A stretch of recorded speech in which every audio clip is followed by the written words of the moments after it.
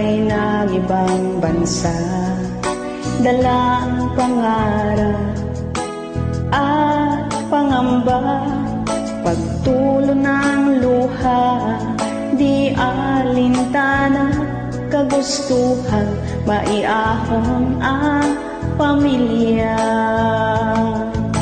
Mahirap man buhay sa ibang bansa, madalas kuyahan, kalam ang sikmura, kinakain ang sariling luha dahil namilis ang pamilya.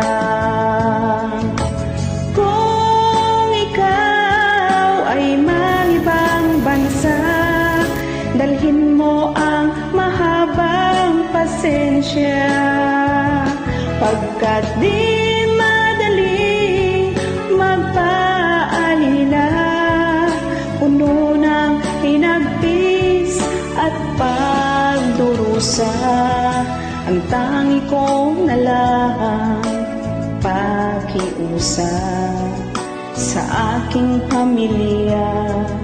Sa Pilipinas, mag-ipon kayo, huwag puro waldas, upang pagbalik ko akin rin malasahan.